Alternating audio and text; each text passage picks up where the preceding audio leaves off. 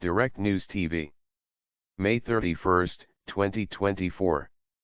Red Sea tensions, Yemen's Houthis attack U.S. carrier after deadly strikes. Yemen's Houthis say they have launched a missile attack on a United States aircraft carrier in the Red Sea in response to deadly U.S. and British strikes on Yemen. Houthi military spokesperson Yahya Saree announced the attack on the Eisenhower carrier on Friday.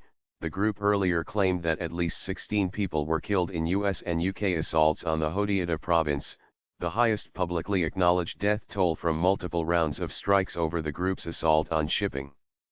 The fallout from Thursday's attacks was announced on Al Masirah television, a Houthi-controlled channel, which broadcast a video that appeared to depict wounded civilians being treated in Houthis.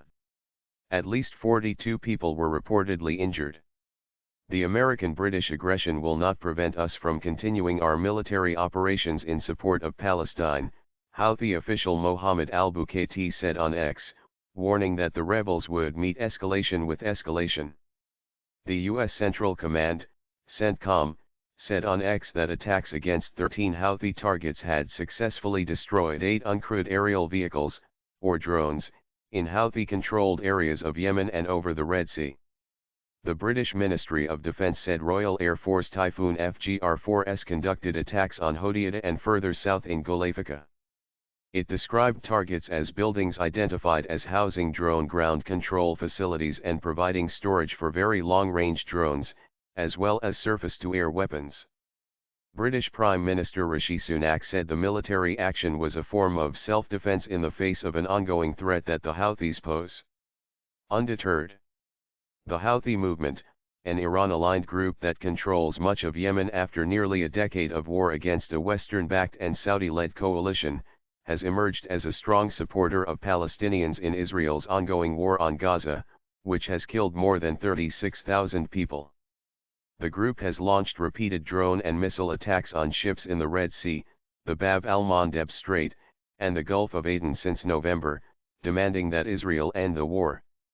In Tehran, Houthi-allied Iran condemned the US-UK strikes as violations of Yemen's sovereignty and territorial integrity, international laws, and human rights, Iranian state media reported.